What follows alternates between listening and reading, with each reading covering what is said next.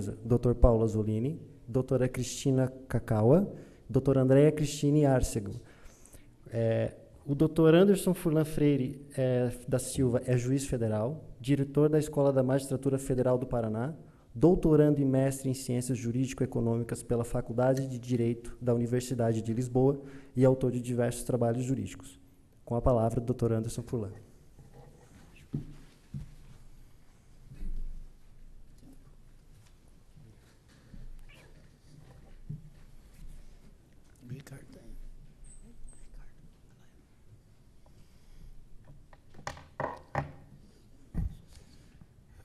Muito boa noite a todos.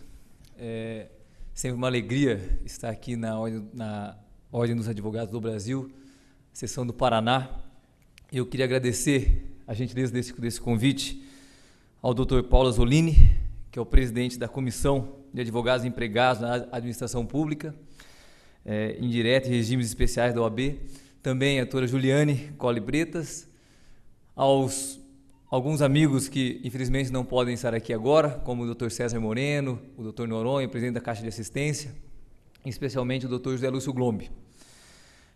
Também aos alguns amigos conhecidos que estavam compondo a mesa até há pouco, como, por exemplo, o Dr. Alain Stefanello, que é o diretor jurídico da Caixa Econômica Federal, o Dr. Luciano Pisato, estava aqui também o Dr. Rodrigo Binotto, a doutora Cionara Pereira, doutor Jaime de Azevedo Lima, doutor Alexandre João Barbur Neto, doutor Flávio Luiz Coutinho, doutor Álvaro Sérgio Weiler Júnior. E é importante para mim estar aqui hoje falando sobre o tema da transparência e do gasto oficial, e ainda mais aqui na OAB, porque até pouco tempo eu era presidente da Associação Paranaense dos Juízes Federais. E a Associação Paranaense dos Juízes Federais, como toda associação, basicamente fechava ou centrava os seus interesses apenas e tão somente nos interesses individuais de cada associado. Durante muito tempo, a nossa associação foi uma associação especializada, como quase todas as outras associações de juízes do Brasil, especializada em defender, lutar, buscar, ampliar os direitos dos seus integrantes, especificamente os juízes. Então, era muito comum fazermos indicativos de greve para melhorias das nossas remunerações, entrarmos com ações na justiça para o pagamento melhores de diárias, lutarmos por planos de saúde, e realmente são finalidades legítimas de qualquer associação. Com certeza, os advogados empregados na administração pública indireta, regimes especiais, também têm seus sindicatos que os apoiam para além da OAB. E essas finalidades desses sindicatos, como das associações, também são muito importantes. Só que vinha acontecendo um movimento, já no âmbito nacional, e também aconteceu no Paraná, que a nossa associação descentrou esse seu foco primordial e passou também a defender, buscar, lutar por interesses que eram caros à sociedade.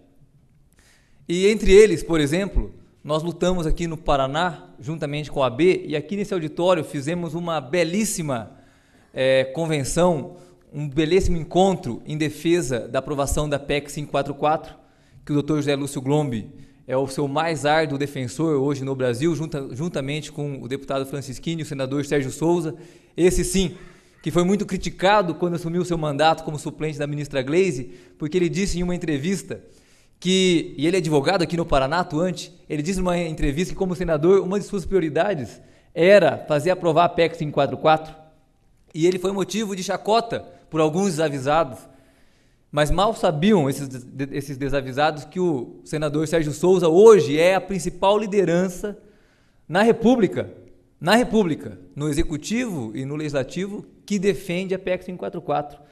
É ele que promove os encontros, é ele que produz os materiais, é ele que faz as articulações políticas para poder fazer aprovar a PEC 544.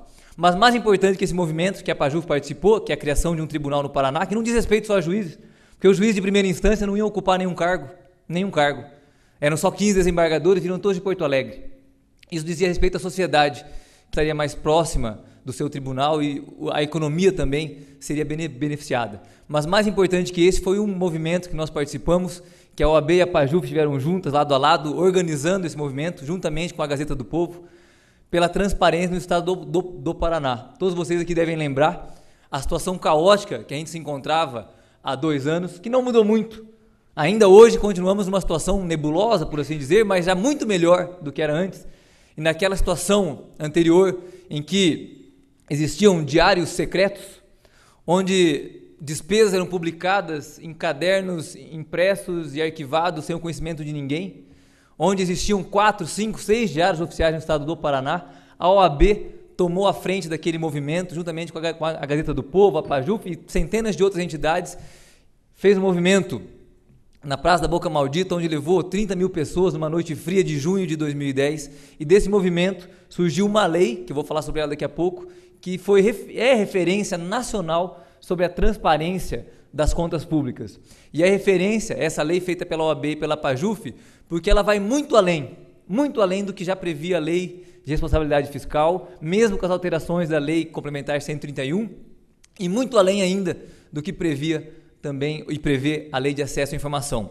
E é por isso, por essa luta que me faz me sentir em casa aqui na OAB, é que eu queria aqui prestar, mesmo ele não estando presente, por outros motivos, uma breve homenagem ao meu amigo José Lúcio Glombe, que eu quero repetir aqui para vocês as palavras que um outro grande amigo meu, o Guilherme Doren da Cunha Pereira, dirigiu ao Dr. José Lúcio Glombe quando do aniversário de 80 anos da OAB do Paraná. E disse naquela oportunidade o Guilherme, e aqui eu repito, para homenagear o presidente Glombe pela atuação dele à frente daquele movimento.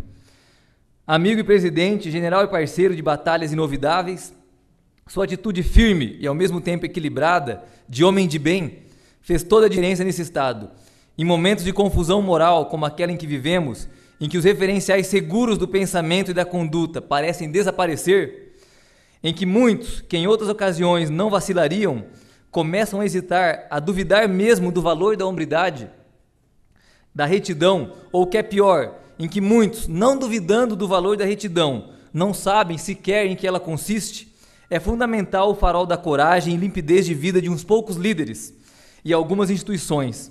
É exatamente nessas circunstâncias que a atitude destemida e linear, retilínea, de uns poucos, pode dar a força aos muitos que, sem forças, haviam caído no ceticismo, na descrença e languideciam.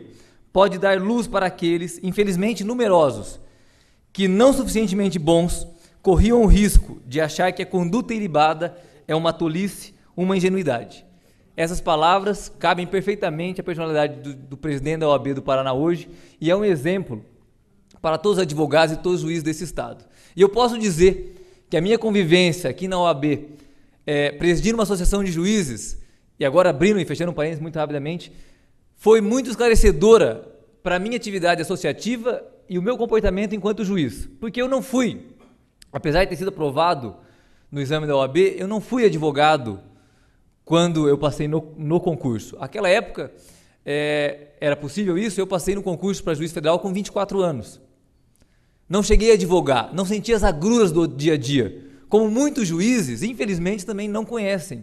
E às vezes, e muitas vezes, não sabem sequer como lidar com seus colegas advogados, criam arestas desnecessárias que tornam a vida de todos, muitas vezes, insuportável, não apenas no plano físico e pessoal de uma vara, aqui ou no interior, mas no âmbito institucional, no âmbito dos poderes da República. E eu tenho para mim, com absoluta convicção, que a situação dos juízes do Brasil hoje seria muito melhor se todos eles se conscientizassem, e também os advogados, que os juízes e o judiciário, eles são integrantes do único poder da República que é composto exclusivamente por 100% de pessoas formadas em direito e 99% de ex-advogados. Se todos soubessem que o judiciário é composto por advogados e que o advogado de hoje pode ser o juiz de amanhã, certamente essas arestas desnecessárias que tanto prejudicam o andamento da justiça, que vão desde honorários, eu sou de uma cidade onde há um juiz que tem tese sobre honorários sucumbenciais, e respeito a posição dele, e tem criado, assim, não só esse, mas vários artigos, tem criado arestas para advogados do Brasil inteiro, e por outro lado a OAB também em relação aos juízes, que vão desde de condução de inquérito até julgamento de ações, liminares, etc.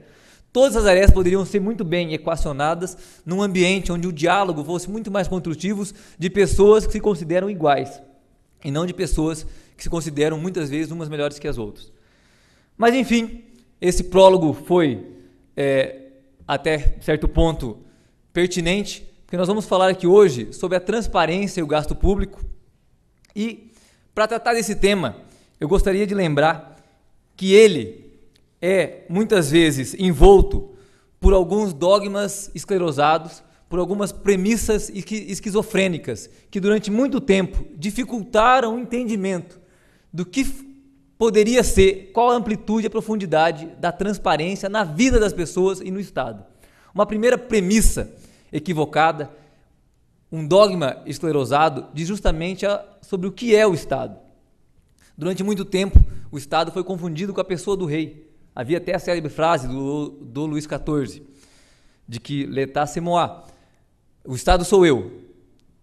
Com a evolução da humanidade, das suas instituições, nós chegamos a um ponto, mesmo com o Estado já formalizado, com poderes devidamente separados, em que a doutrina jurídica e também o conhecimento comum dizia que o Estado, que é o que a gente vê nas ruas, como a delegacia de polícia, o policial, as embaixadas, os prédios públicos, o INSS, os Correios, o Estado, ele seria simplesmente, numa linguagem simplesmente dogmática, uma conjunção entre os seus elementos materiais, como o território e o povo, e o seu elemento formal, que seria o poder. Ou seja, o território na sua dimensão geográfica e o povo na sua dimensão humana, sendo o governo na sua dimensão política. Isso tudo na teoria do Estado. Mas para uma exata compreensão do que nós vamos entender depois por transparência, nós nunca podemos esquecer sobre o que é realmente o Estado, na sua mais singela e perfeita redução. Eu nunca me esqueço dessa lição que eu tive quando eu estudava, fazia o meu mestrado em Lisboa, com o Dr. José Luiz Saldanha Sanches, quando falava do dever fundamental de pagar tributos. E a gente dizia para ele, alguns brasileiros que faziam esse curso diziam assim, não, mas a gente não pode confiar no Estado. Ele dizia assim, mas como que não pode confiar no Estado? O Estado somos nós. Nós somos o Estado. Não é o prédio público, não são as delegacias de polícia, não é o policial na rua. Nós somos o Estado, nós somos a polícia, nós somos o prefeito, nós somos os vereadores. Nós somos o Estado. Essa redução singela é fundamental para uma cobrança efetiva da transparência depois e a sua exata compreensão. Um outro dogma esclerosado, que tem que ser ultrapassado, diz respeito justamente a como o Estado satisfaz as suas necessidades. Sabemos que o Estado somos nós e o fato de sermos nós gera no Estado uma série de necessidades que o Estado reconhece e precisa satisfazê-las. Como satisfazer essas necessidades? Durante a história da evolução política, muitas formas foram encontradas. O Estado, por exemplo, antigamente extorquia, um Estado extorquindo os outros. O Estado recebia espólios de guerra, o Estado recebia doações dos seus cidadãos, o Estado poderia fabricar dinheiro, o Estado teria, por exemplo, suas próprias indústrias, como ainda acontece hoje em dia. Mas a forma que predominou é a exigência de tributos dos seus cidadãos. E aqui que vem uma errada compreensão de tributo que muito mal causa não só a compreensão sobre o que é transparência e a sindicabilidade do gasto público, mas também a própria jurisprudência e a cobrança dessa dívida. O imposto muitas vezes foi entendido na nossa história, e no Brasil isso é muito presente até hoje, e muitos advogados que estejam aqui, que não sejam advogados de empresas públicas ou do Estado, podem ser que me critiquem, porque eu vou falar aqui agora, que o imposto, ao contrário do que muitos sustentam ainda hoje, não é uma sanção. O imposto não é uma pena. E os advogados muitas vezes trabalham, e os juízes também entendem, e os doutrinadores professam esse credo absurdo e esclerosado de que o imposto seria uma pena, uma sanção contra um cidadão de bem. Tanto é assim que muitos dos princípios que regem a tributação foram simplesmente tirados do Código de Processo Penal, tirados do direito penal e jogados na composição da lei tributária. Todos os princípios estão lá, como se o tributo fosse uma pena. E é assim aqui em alguns países latinos, geralmente países não muito com patamar civilizatório que ainda deixa a desejar. Em países um pouco mais avançados, o tributo, ao contrário do que nós entendemos ele muitas vezes, não é uma pena, uma sanção. O tributo é a nossa cota à parte. É a nossa cota desse imenso condomínio social que chama Estado. É o que nós pagamos para viver em sociedade, como já dizia o juiz Oliver Holmes, da Suprema Corte Americana. E para se ter uma ideia de como essa definição é antiga, eu vou ler aqui, muito rapidamente, as palavras de Rudolf von Ehring, proferidas lá em torno de 1880. E ele dizia o seguinte na sua obra Evolução do Direito: seja qual for a parte contributiva de cada um nos encargos do Estado, cada um concorre para realizar os fins da sociedade e, graças a seu óbolo, por pequeno que este seja, auxilia o Estado na execução de todas as suas tarefas. A participação individual em cada uma destas pode ser exatamente calculada, ainda que seja apenas de 1/1000º de cêntimo. A obrigação de pagar impostos corresponde ao dever cívico que a todos assiste, de concorrer, cada um pela sua parte, para a realização de todos os fins da sociedade a que tais impostos se aplicam. Essa era uma definição já em voga em 1880 na Alemanha. O Brasil caminhou por um caminho diferente, seguiu sendas diferentes. Para vocês terem uma breve noção do que isso significa, a jurisprudência brasileira ainda trata o executado como se fosse uma vítima indefesa perto de um Estado opressor. Eu sou juiz de execução fiscal, trabalho com execução fiscal há 12 anos. Há 12 anos. Antes de ser juiz, eu era procurador da Fazenda. Eu sei como é isso na pele. Quando se lê uma cláusula no CPC, que a execução tem que se dar da forma menos gravosa para o devedor, mesmo quando se esteja cobrando imposto, os tribunais muitas vezes abrem mão de uma penhora em dinheiro para penhorar um imóvel, uma fazenda em Tocantins ou em Roraima, já sabendo, muitas vezes, que aquela cidade, onde tem aquele registro de matrícula, o cartório tem mais matrículas em extensão territorial equivalente a 4, 5 vezes o tamanho da cidade. E muitas vezes essa matrícula, os rubis, títulos da dívida, são substituídos por dinheiro em prejuízo do exequente. E o exequente, quando é o Estado, mas se aplica também, como é uma deformação de um processo cultural jurídico, essa mesma desinteligência se aplica ao credor privado. Então, mesmo os advogados que vão a trabalhar numa execução privada, eles se deparam com o seguinte dilema: o dono de uma oficina faz um serviço, deixa de gastar o seu dinheiro com o que precisava para gastar com o conserto daquele carro, o cliente não paga, o advogado vai executar. E o que acontece? Penhora-se um carro velho, primeira avaliação, segunda avaliação, não vende, venda direta, embargos, para cobrar aquela dívida que era por justiça devida desde o seu início, demora-se anos em prejuízo de uma justiça qualificada. Isso acontece muito nos órgãos oficiais, a cobrança oficiais de dívida, quando se cobra tributo. E essa deformação também é levada para os credores particulares. Mas, enfim, essa concepção de tributo equivocada como pena atrapalha em muito também o que a gente deve entender por transparência. O que não pode deixar de ser lembrado, quando a gente fala de transparência pública, é que existe, além dessa desinformação sobre o que é o Estado, sobre o que é o tributo, que diz respeito a algo nosso e de como nós devemos exigir, cobrar e fiscalizar, também há uma falsa compreensão do que se passa internamente e do que se passa externamente sobre a dinâmica da gestão pública. Por exemplo, Dr. Paulo, às vezes, quando a gente fala só de transparência, nós nos esquecemos do tamanho da assimetria informativa que existe entre, primeiro, o cidadão e o seu gestor, o prefeito eleito.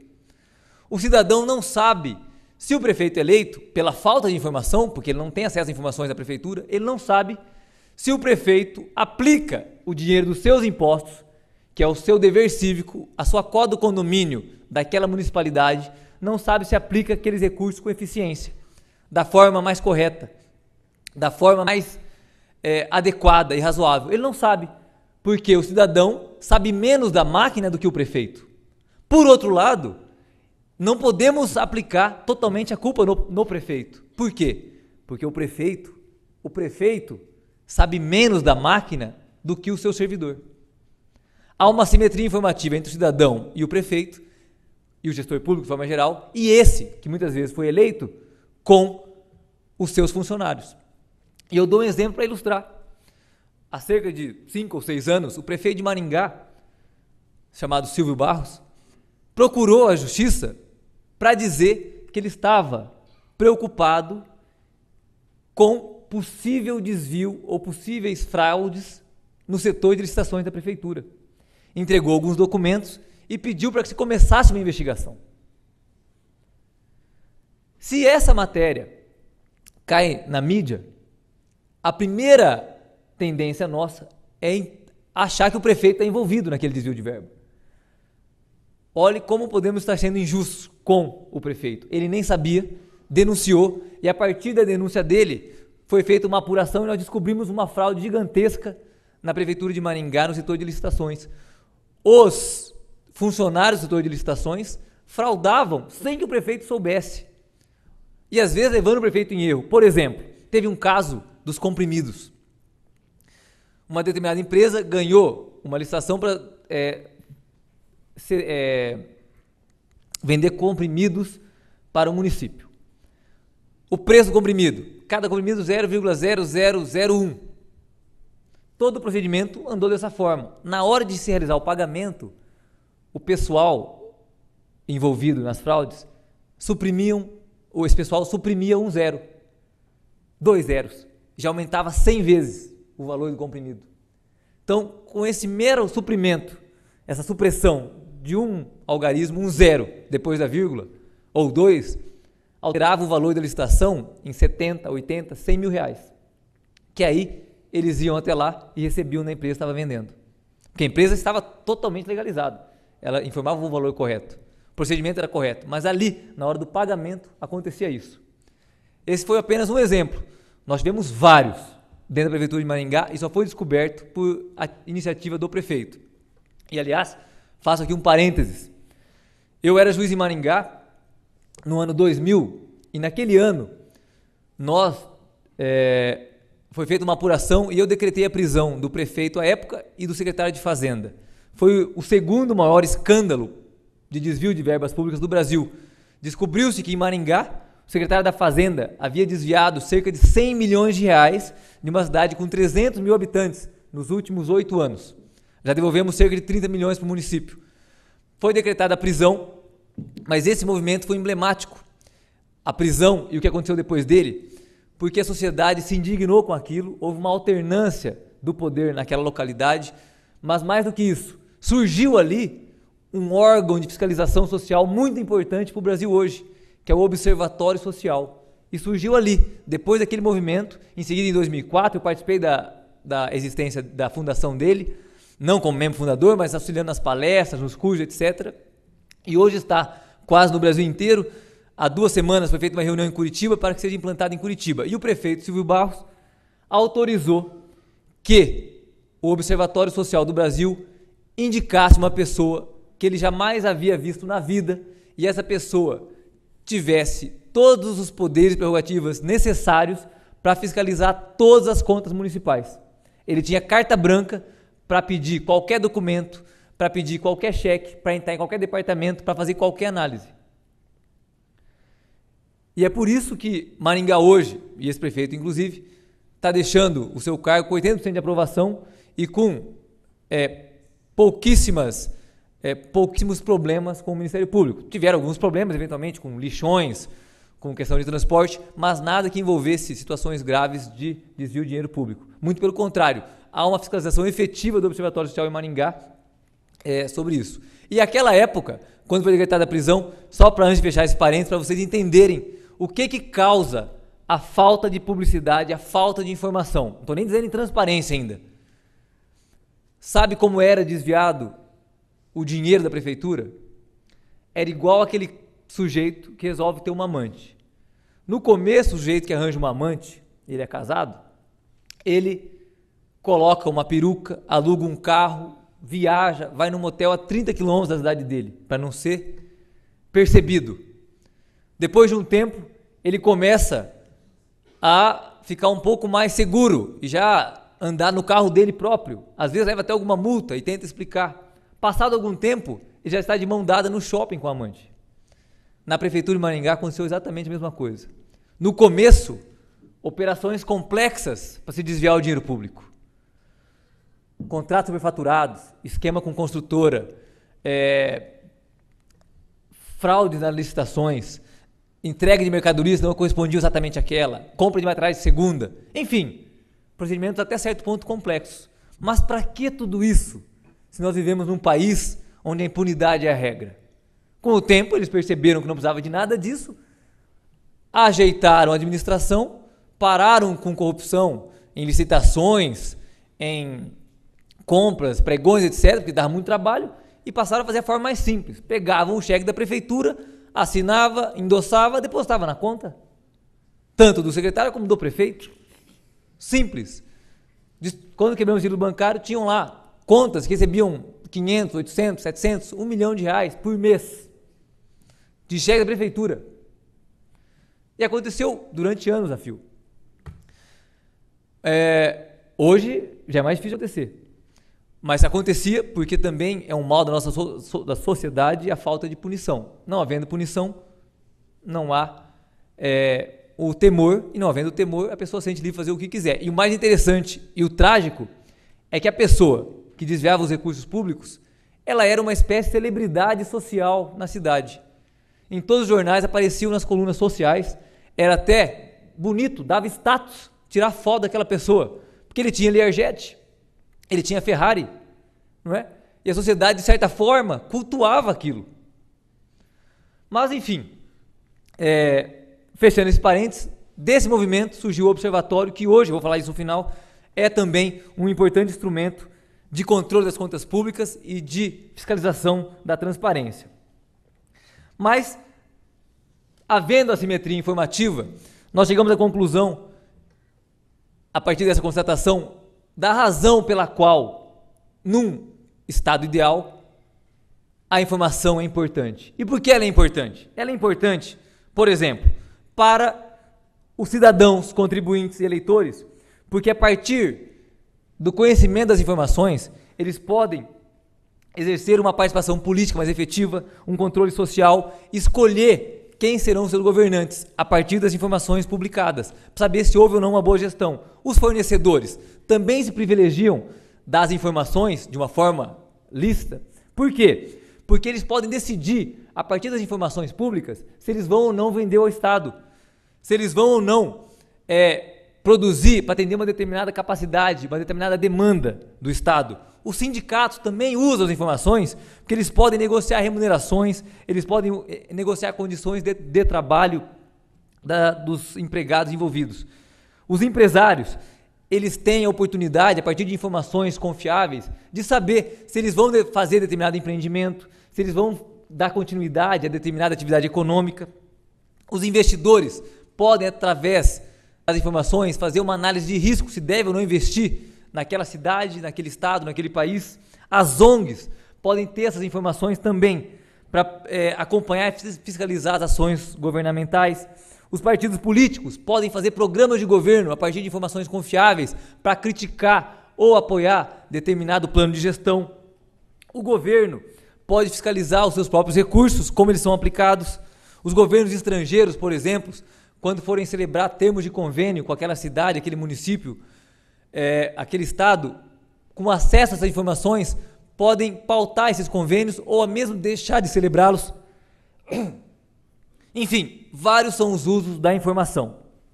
A transparência hoje é algo irreversível. Não há mais como voltar atrás. Nós chegamos num estágio onde ela se tornou, chegamos ao ponto de não retorno. Não tem como retroagirmos mais. E ela chegou a esse ponto onde todos esses atores precisam de informações confiáveis e a sociedade exige. Por quê? 2 fatores principalmente no Brasil. Um amadurecimento democrático, saímos de um período negro e muito longo de ditadura e hoje temos condições de exercer a nossa cidadania, exigir mais informações dos poderes públicos e, o mais importante, e pouca gente fala disso, hoje é possível materializar a informação de uma forma que seja acessível. Antigamente não existia isso. Vejam vocês, o que era até 10, 15, 20 anos, onde não existia a rede mundial de computadores, não existia internet. E antes dos jornais, como que se materializava a publicidade? Através de livros. Na antiga Roma, iria alguém para a rua e ficava declamando as atividades governamentais.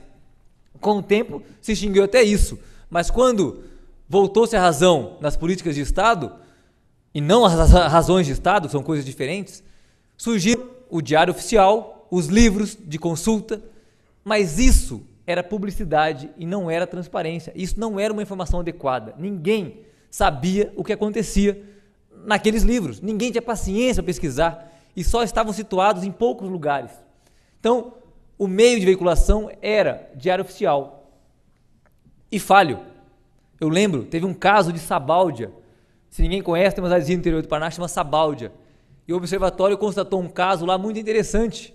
Na cidade de Sabáudia, o prefeito cumpriu à risca de que deveria publicar num jornal a informação de que havia determinada licitação. O detalhe é que no jornal que correu pela cidade, ele fez publicar realmente o edital de licitação, mas em um exemplar, no único que ele mandou para o Tribunal de Contas, porque em todos os demais da cidade tinha uma propaganda de alguma loja local. Fato real. Então veja, não existia como materializar, era muito difícil. Agora, com o amadurecimento democrático, a conscientização democrática aflorando, tomando consciência da nossa capacidade de exigir, de se mobilizar para uma sociedade que preste contas dos nossos tributos, um Estado que preste contas dos nossos tributos e como gasta o nosso dinheiro, se aliou a isso um instrumento importantíssimo, que é a tecnologia. É através da tecnologia que catalisou, catapultou, levou às últimas consequências a publicidade e transformou o que era publicidade em transparência. Se vocês perceberem a Constituição Federal, ela não fala em transparência, ela fala em publicidade, porque ela é de 88. Como falar de transparência em 88? Só se o setor de licitações fosse feito na praça pública. Todo mundo pudesse passar e olhar, talvez fosse o ideal. Mas isso seria transparência. Só é possível se falar em transparência a partir da internet. Quando, a custo quase zero, é possível disponibilizar a quase todo mundo quase todas as informações necessárias. Aí sim, nós temos um salto importantíssimo para a cidadania, importantíssimo para o nosso conceito de civilidade, para o nosso conceito de civismo, que é de publicidade para transparência. E, apesar de somente a Constituição falar em publicidade, as leis que vieram depois também se restringiram à publicidade. Lembrem vocês sobre a lei das licitações. O que dizia a lei das licitações? Que era um marco. Eu fico imaginando, aqui no Paraná tem uma comunidade, não sei nem se é cidade, se é um distrito, o que é aquilo? Que se chama Adhemar de Barros. Adhemar de Barros. Uma cidade, um município, não sei o que é aquilo. Não quero saber também. Mas chama Adhemar de Barros. E me chamou muita atenção esse nome. Por que um ex-governador de São Paulo deu nome a uma cidade aqui no Paraná? Mas o pior, eu fico lembrando de uma passagem do livro do Hélio Gaspari, onde esse senhor é citado. É citado numa atividade, à época chamada de terrorista, por um lado, de outra atividade heróica, mas enfim, depende de por onde se olha, mas enfim, que participou a atual presidente, que participou o ex-ministro José Dirceu e vários outros ícones da esquerda brasileira, para o bem ou para o mal, naquela empreitada, que era para, se eu não me engano, sequestrar o embaixador americano e liberar os militantes que estavam presos. E para financiar essa empreitada, essa célula invadiu a casa da amante do ex-governador do estado de São Paulo, Adhemar de Barros, e descobriu na casa da amante um cofre, eu já sabiam desse cofre, e nesse cofre estava lá, em dinheiro de hoje, a quantia atualizada de 15 milhões de dólares. 15 milhões de dólares. De onde veio esse dinheiro? Não existia lei de licitações naquela época. Como era realizado o gasto público? Quem é mais antigo aqui deve saber. Mas o cidadão passava por uma comunidade, o governador, o cara precisa de uma escola. Não, tudo bem, fulano, contrata aí o mestre de obras, faz o cheque aqui. Contrata lá, compra o tijolo, o milheiro, constrói a escola. E ia embora. Não existia procedimentos, não existia Tribunal de Contas, não sei se adiantar também, mas principalmente não existia Ministério Público naquela época. E assim eram feitas as despesas públicas, sem nenhuma publicidade, sem nenhum critério. A lei de licitações foi um avanço, só que um avanço tímido. E tímido porque ela dizia apenas que um resumo do contrato e seus aditamentos teria que ser publicado no Diário Oficial. Publicidade. Adiantou alguma coisa? Na prática, nada. A corrupção continua existindo de forma generalizada, inclusive pelos famigerados aditamentos. E aqui vem um ponto específico da Lei da Transparência do Paraná, em que obriga que todos os contratos sejam publicados na íntegra na internet e também na íntegra os seus aditamentos. Mas enfim, lá dizia apenas isso, publicidade oficial. Não adiantou muita coisa. Depois disso, Lei de Responsabilidade Fiscal. Essa sim, sinalizou um avanço expressivo, já quase no limiar entre publicidade e transparência, porque ela, principalmente depois da Lei Complementar 131, que fez pequenas alterações, determinou a prestação de informações sobre o gasto público em tempo real na internet. E mais, publicou também um resumo, mandou publicar também um resumo detalhado de todas as despesas públicas realizadas em quaisquer 200 da federação e traz uma punição. Quem não cumprir as determinações não poderá receber repasses da União. Foi um grande avanço. A Lei de Transparência do Estado do Paraná, que foi no bojo desse movimento que eu comentei com vocês logo no início, ganhou o número de lei 16.595 de 2010 e ela é e continua sendo a lei mais avançada em termos de transparência do Brasil, porque apenas ela, em todo o Brasil, determina a publicação na internet da integralidade de todos os contratos, de todos os nomes de servidores, a sua lotação e quanto ganha no Estado, das diárias recebidas, das despesas com os cartões corporativos, que nessa onda que tem agora da Lei de Acesso à Informação, ainda não ouvi falar onde estão os extratos dos cartões corporativos. Determina a publicação na íntegra de todos os extratos bancários de todos os órgãos da administração direta e indireta. Determina a publicação de todos os cheques que foram utilizados para pagamentos e todos os procedimentos que realizem despesas públicas. Todos. Foi dado um prazo para que o governo se adequasse, mas infelizmente não foi ainda criada uma estrutura necessária para o cumprimento da lei e teme-se o risco de que não seja criada e que não haja punição efetiva para esse descumprimento. A Gazeta do Povo, dias atrás, trouxe uma matéria extensa para mostrar que quase nenhum órgão do Paraná ainda se adequou a essa lei. Mas o ponto principal dessa lei, e que também tem sido agora tratado por todos os poderes públicos, e o judiciário tem dado o exemplo, graças à Lei de Acesso à Informação, que é a publicação dos salários dos servidores, dos ministros, dos juízes na internet. E aqui nós temos uma situação que hoje, para quem leu a Gazeta do Povo, está muito bem retratada, que é a seguinte: desde que essa lei estava tramitando na Assembleia, se discutia se poderia ser publicado na internet o salário, o nome e a lotação de cada servidor, ou seja, quanto cada sujeito que trabalha para o Estado recebe.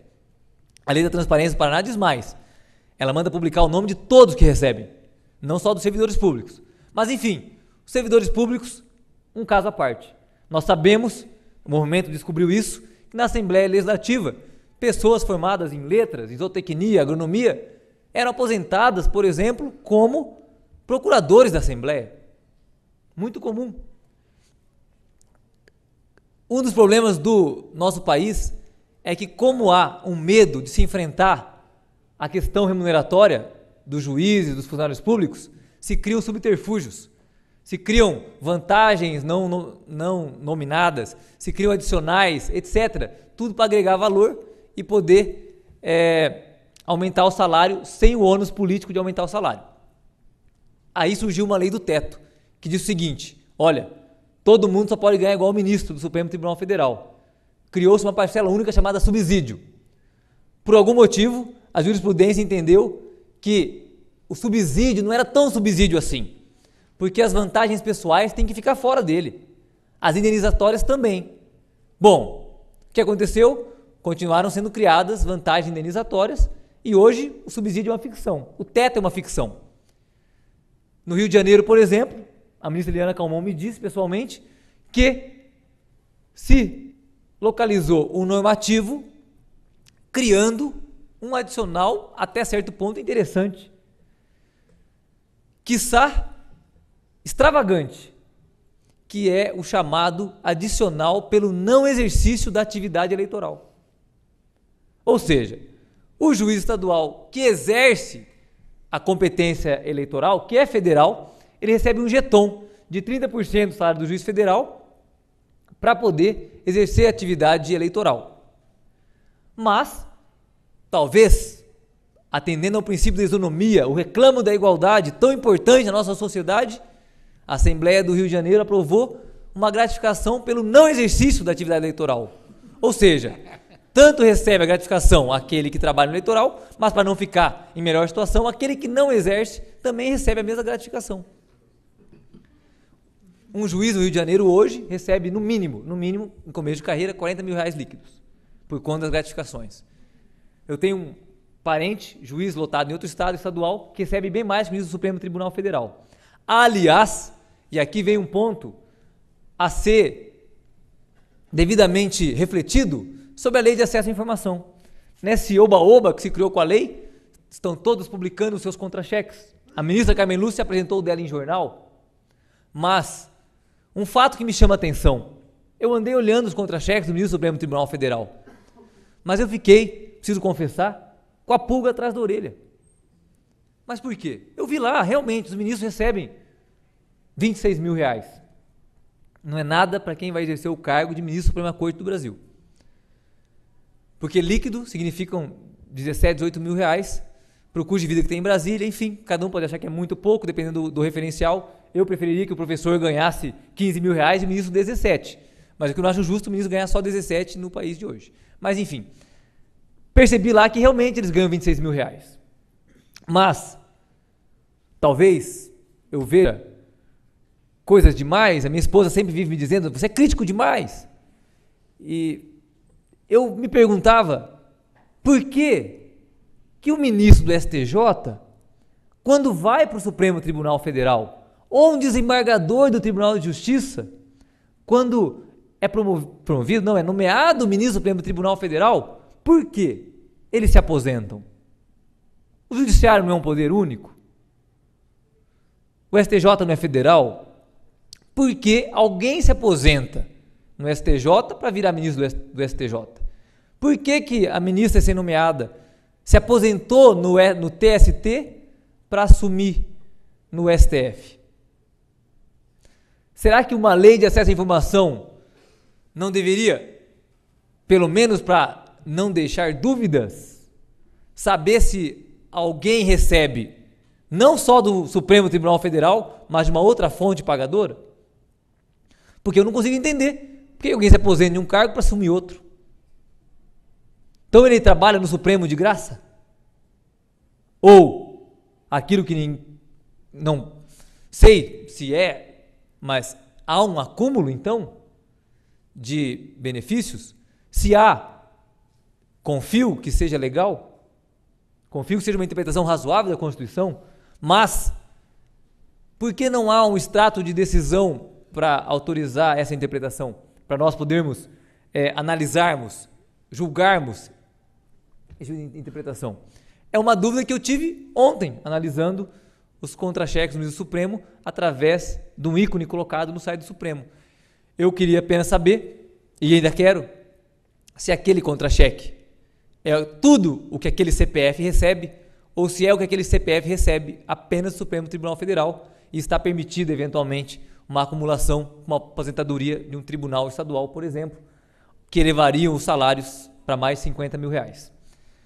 Mas isso é sempre um exemplo de que nós não devemos, tratando de transparência, tratando de gestão pública, tratando de sindicabilidade das contas públicas, a aceitarmos tudo com aquela mansidão bovina.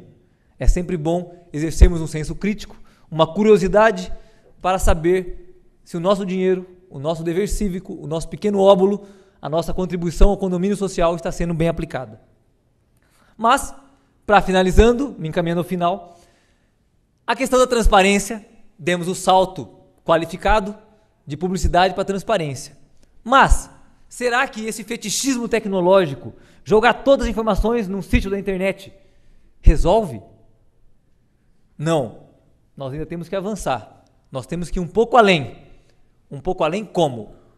Além de se obrigar a publicar tudo e mais um pouco, nós temos que ter requisitos mínimos para que a interface seja agradável, a manuseabilidade seja adequada. Por isso que se diz hoje que a transparência eficiente é aquela que prevê um grau mínimo de acessibilidade, prevê uma usabilidade, ou seja, acesso com facilidade para o usuário, que seja informativa, ou seja, haja qualidade da informação, não seja uma informação simplesmente jogada, a pessoa possa destrinchar, entender, compreender, ou seja, indo além, que haja um fácil entendimento daquilo que se está sendo publicado.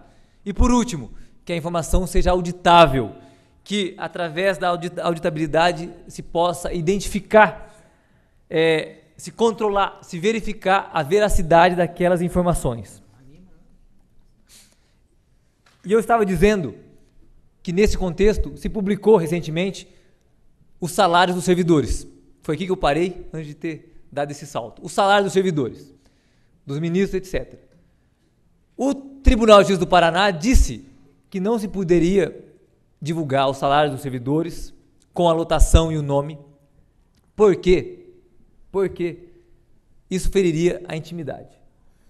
Esse argumento da intimidade, para quem trabalha na lide diária, e os advogados públicos aqui vão me dar razão, é um trunfo. Um trunfo. É aquela carta que o sujeito puxa quando sabe que está prestes a perder. Tem lá um monte de benefícios acumulados no seu salário. Vida privada. Deve pensão alimentícia, deve tributos. Vai ser bloqueada as contas dele.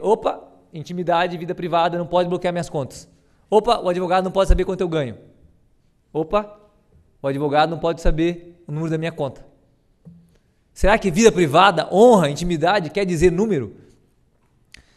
Será que não quer dizer, uma interpretação razoável, como se tem na Alemanha, que o Estado não deve saber quanto o sujeito gasta? Se ele gasta aquilo no restaurante, se gasta num bar, se gasta num clube ou em outro lugar. Isso é intimidade. Agora, saber quanto ele tem na conta, isso não é intimidade. Isso é dado.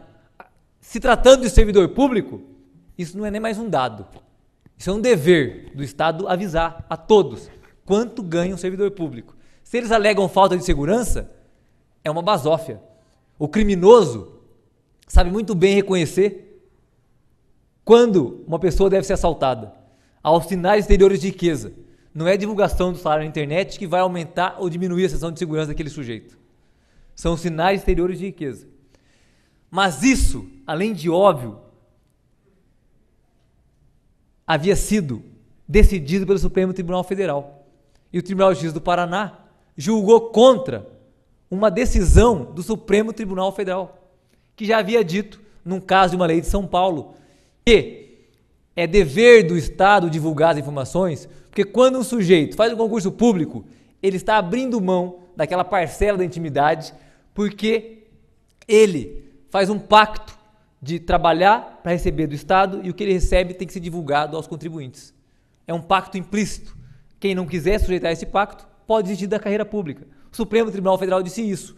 E por uma ironia do destino, o Tribunal de Justiça do Paraná, por unanimidade, disse que realmente divulgar o salário, a lotação dos servidores ofende a intimidade da vida privada. E eu fico aqui pensando, num dos casos que nós descobrimos na época do Movimento Paraná, que queremos que um deputado, quando foi premido pelas acusações de que havia super salário no seu gabinete, disse o seguinte: vocês não viram ainda quanto ganha a copeira do Tribunal de Justiça. Talvez esse seja o motivo maior de se proteger uma intimidade, não talvez a pessoa física, mas uma intimidade institucional que pode causar algum tipo de, vamos dizer, problemas institucionais, que digo a vocês, não é exclusivo do Paraná. É um problema disseminado no Brasil, tanto no âmbito federal quanto estadual. Eu lembro de um caso, quando ainda o ministro Gilson Dipp era corregedor do CNJ, e foi ele tomando o pé da situação do Paraná, dos inúmeros cartórios do Paraná que estão provistos de forma irregular. Em Maringá, dos seus 20 cartórios, vão sobrar 6, os outros 14 terão que deixar os seus cargos, porque foram provistos de forma irregular. Mas Gilson Dipp encontrou o Tribunal do Piauí uma forma também extravagante de se aumentar os salários dos seus embargadores. O que acontecia no Piauí? Por intermédio de uma resolução do tribunal, que tinha 9 membros, se determinou que o exercício das funções de direção, presidente, vice e corregedor, gerava uma incorporação daquele adicional pelo exercício da presidência. Ele exercia a presidência, ganhava 5 mil a mais. Terminava 2 anos, incorporava aquilo. O problema, 9 membros, 3 cargos, passado um tempo, cada um recebia 50 mil reais por mês, de forma legítima. Ou seja, aquilo que o ministro Gilmar Mendes falou, não podemos confundir a autonomia do judiciário com soberania. O judiciário não tem soberania, como é que pode fazer uma lei interna dessa maneira? E era feito. E só hoje é mais difícil acontecer, pela lei de acesso à informação, pela transparência, pela conscientização da sociedade em exigir diferentes. O que nós devemos esperar? Nós devemos esperar, primeiro, que haja um compromisso dos dirigentes públicos de publicar as informações corretas. Devemos esperar que os poderes responsáveis cobrem o cumprimento das leis, que o Ministério Público esteja atento para cobrar, para aí sim, como nós demos aquele grande salto de publicidade para a transparência, consigamos dar mais um salto de uma gestão medieval, uma gestão patrimonialista, comum no direito brasileiro, comum no Estado brasileiro, onde as pessoas se apropriam desavergonhadamente dos recursos públicos para seus interesses privados, e consigamos assim melhorar o nosso patamar civilizatório. E eu digo, e disse na ocasião daquele evento que nós fizemos aqui em Curitiba, que eu tinha esperança que as coisas mudassem, né? Ainda não mudaram, mas a minha esperança continua sendo real.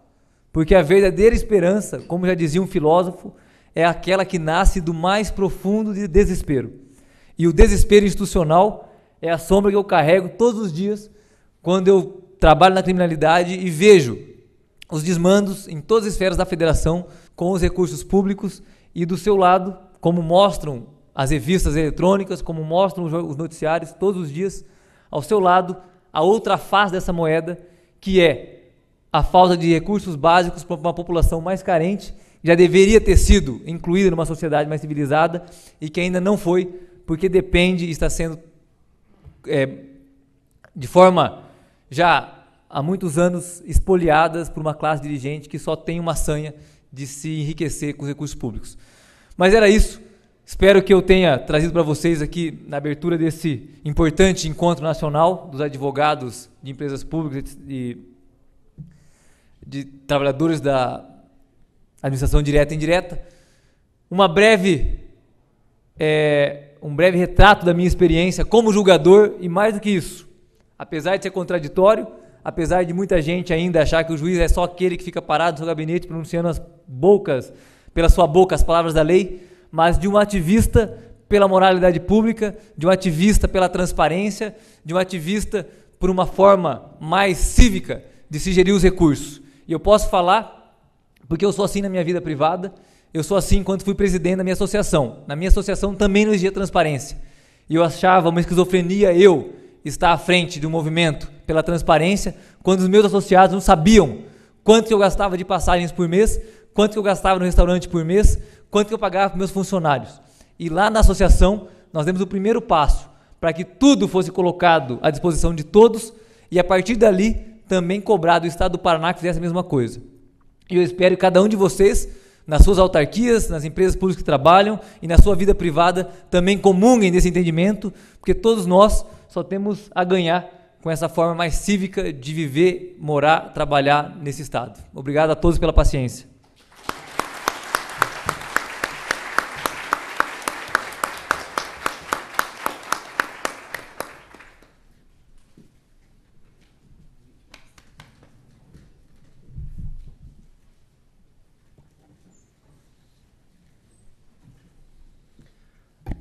Agradecemos pela brilhante exposição do Dr. Anderson e acredito que ainda temos tempo para perguntas, se o doutor estiver de acordo. Tem alguma pergunta?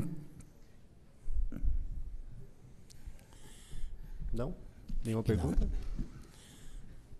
Bom, então, agradecemos a presença de todos e as atividades se reiniciam amanhã às 8h30. Obrigado.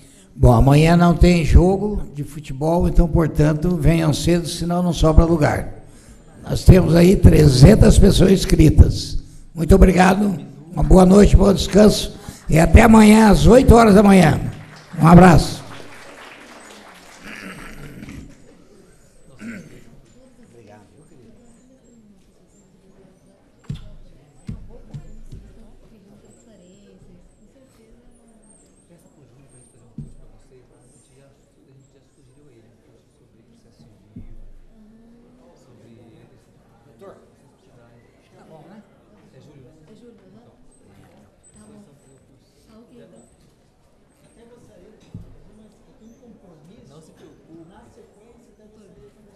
Fique à vontade, estou à disposição. Se quiser um cartão meu, mandar um e-mail, alguma coisa.